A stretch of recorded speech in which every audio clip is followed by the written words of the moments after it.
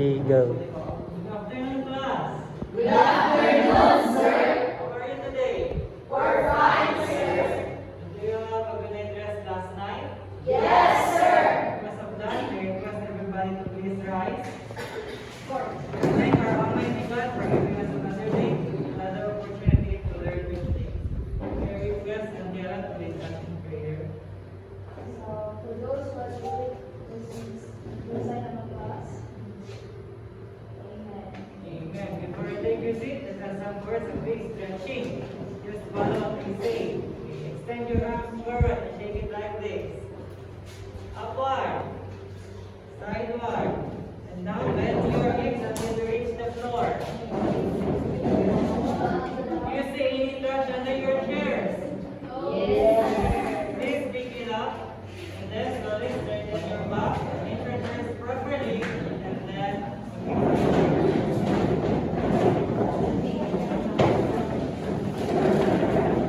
before the lunch.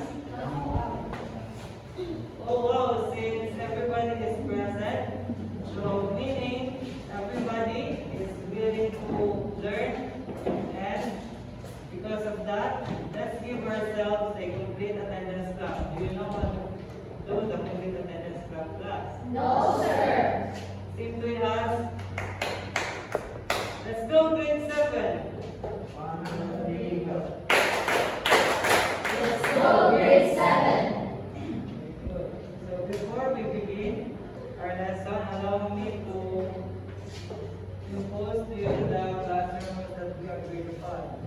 This is everyone. Be attentive. Raise your hand if you handle material safely. Participate actively. Respect everyone. So this rules class tells you what to do so that we can learn safely, stay focused, and also respect each other. Are these rules clear, class? Yes, sir. Great. Let's keep this in mind throughout our lesson to have a smooth learning experience. You can also remind each other about our lesson, our classroom rules. So are you ready for who can remember our last topic all about? Yes, sure. So our last topic was all about pre-planter new conviction, sir. Thank you. Thank you, Bert. So do you have any questions or any clarifications about our last topic? None, sir. Okay. So do you want to have a first activity, the play class? Yes, sir. So our first activity is called Stand or Sit for Me. So I will project several pictures here. Then you have to do is to stand if you think it transferred without touching it, or sit if not. So and also I will ask students to explain why did you choose to sit down or why did you choose to stand. My instruction clear, class? Yes, sir. So first picture. Yes, why did you choose to sit? I choose to sit because I believe there is a heat transfer in that environment. Yes, this is mainly conduction. You must touch it to feel the heat. Next picture. Yes,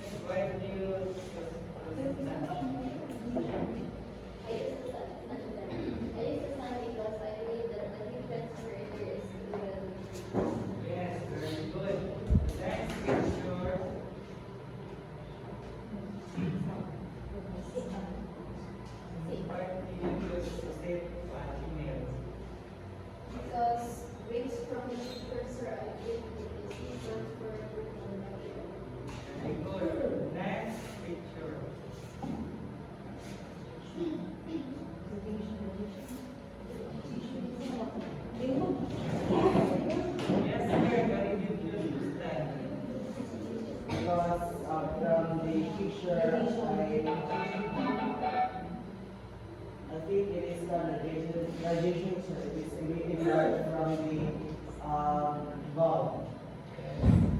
Right. Next picture. Let's write down.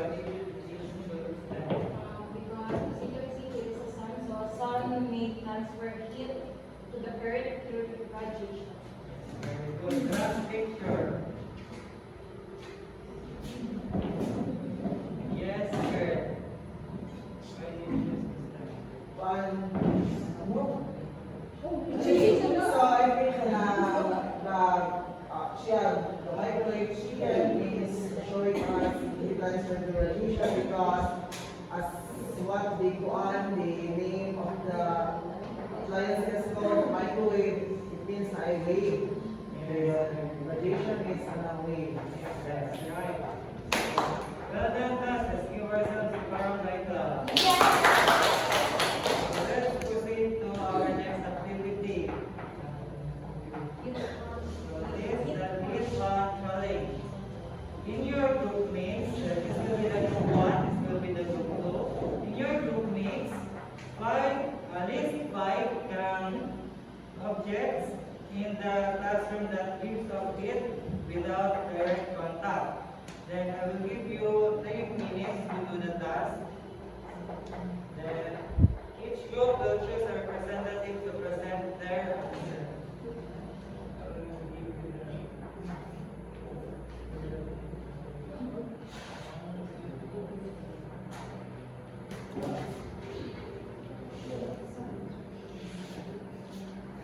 Okay. This will be the groupings for the activity. Timer starts now.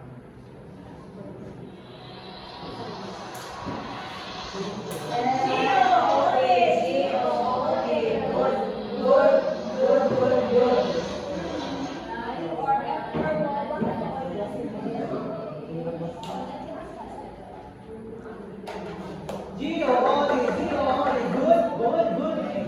Very good. So let's give ourselves a barangay clap.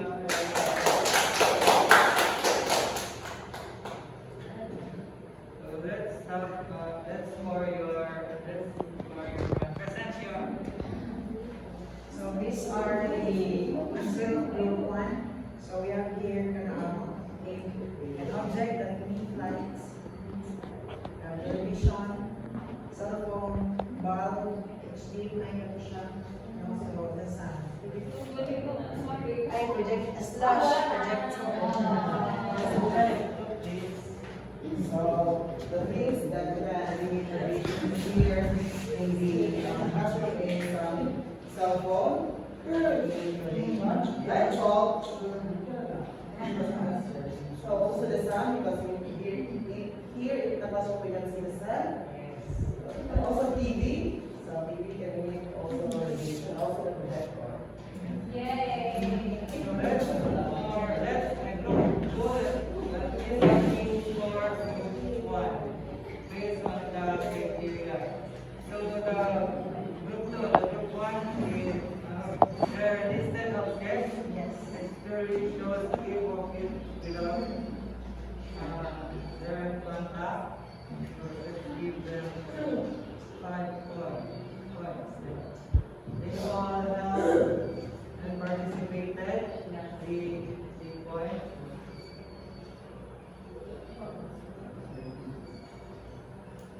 Our topic today is all about the third level of heat transfer, which is the radiation. But before we proceed, let us know first our classroom objective. Please read. At the end of the session, the learner shall identify radiation in various situations, illustrate heat transfer through radiation using a drawing, appreciate the importance of radiation in daily life and safety practices. Let us radiate a positive energy and collaborative effort to each other to attain this classroom objective by the end of our lesson today. Is that possible, class? Yes, sir. Okay, very good. So now let us continue to deepen our understanding for the concept related to the topic we will be discussing later. Facilitate this, we have another activity. This is called Pet Radiation Explorer. So in the same group, you can use one device, then open the PET simulation link that I posted to our GC. Then now we are done to our activity. Let's give ourselves a barangay.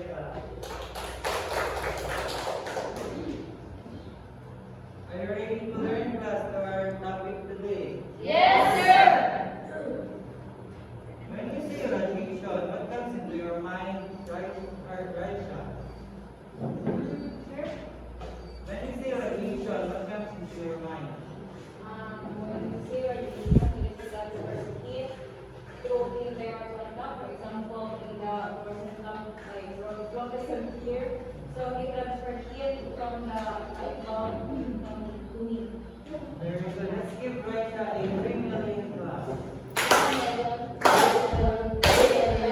Congratulations.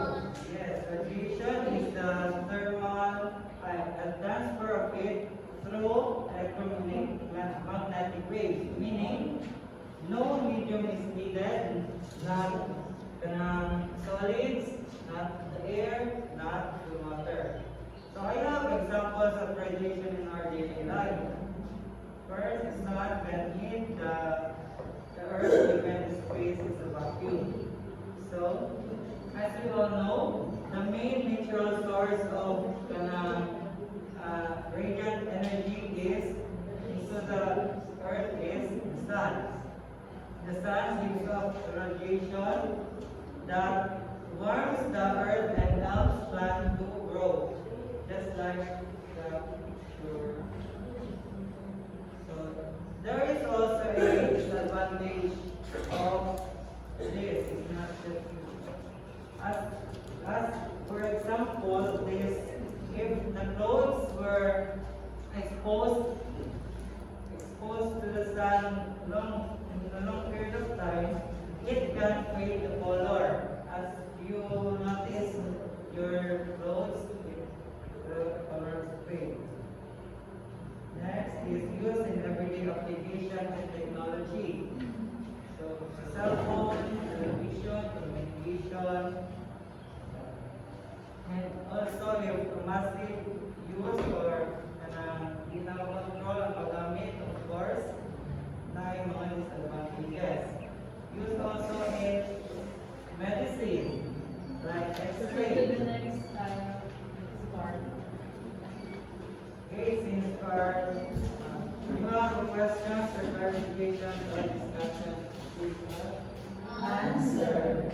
Okay, since none, there are no questions, let's move on to our next activity.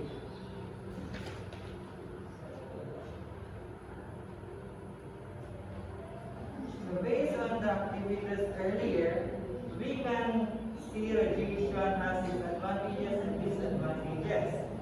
So how the disadvantages of radiation affects your daily life? Anyone?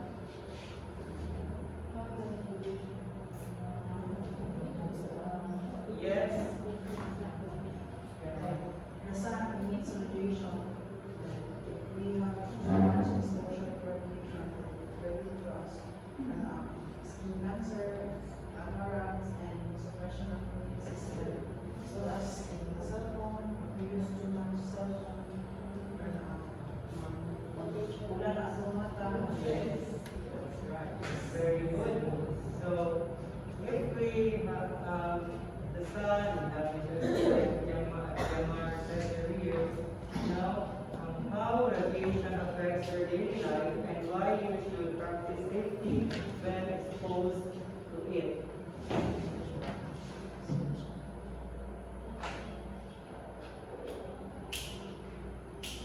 Okay, yes, Cecile.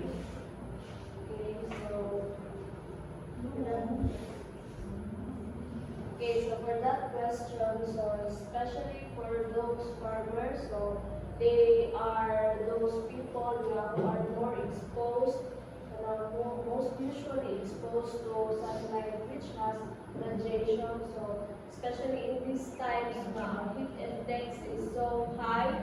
So there is a great radiation of coming out from the sun. So for farmers, no, they not really stop ilang trabaho, mainit man maulan, so it is better for those farmers to wear jackets, to wear hats that can protect themselves against radiation. Good, let's give the $5 million to sustain. 1 million, 2 million, 3 million, 4 million, 5 million. Congratulations! Let us remember that radiation is useful, yes, but safety keeps it from becoming harmful. Do you understand, class? Yes, sir. Do you enjoy our activity today? Yes, sir. Do you have any questions about our topic this morning? Yes, sir. Alright, that's good to hear. Since there is none, let's proceed to our evaluation. Get one portion of paper. Choose the letter of the correct answer. And up, pass your paper. Paper forward. Yes, sir. For your assignment, you will create a photo collage about a transfer radiation using Canvas. Be creative in your output by using animations, actual demonstrations, or other image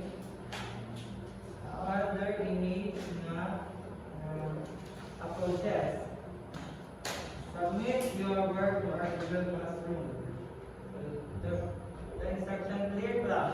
Yes, sir. Do you have any questions or clarifications about this